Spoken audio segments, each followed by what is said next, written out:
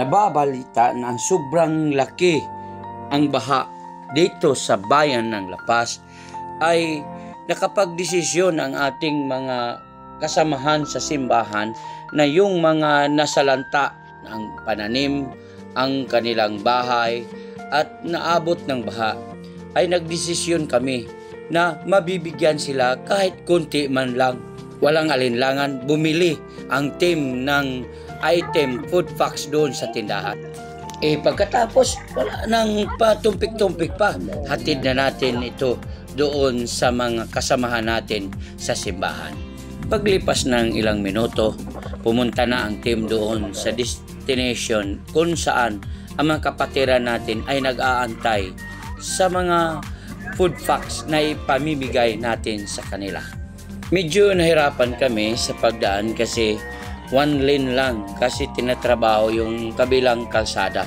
So kailangan na double check po baka may kasulubong kami na mga tricycle. Pero salamat na wala naman. Ito ang sitwasyon natin habang tayo ay papunta sa destinasyon. Walang pasikot-sikot na. Pamimigay na tayo kasi hapon na ay sila po ay magsaing na sa kanilang mga bahay. So kailangan mamimigay na tayo. Ito ang mga mukha ng ating mga kakapatiran.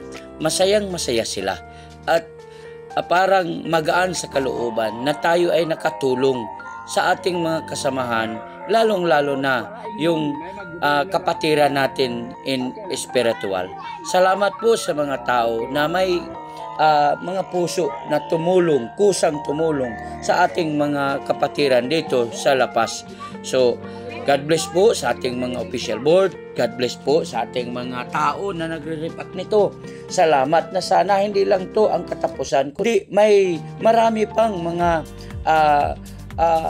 magaan ang puso para sa ating mga kapatiran. Ay ako po ay nagpapasalamat sa mga tao na sa likod nito na paabot ng mga handog tulong sa ating mga kapatiran.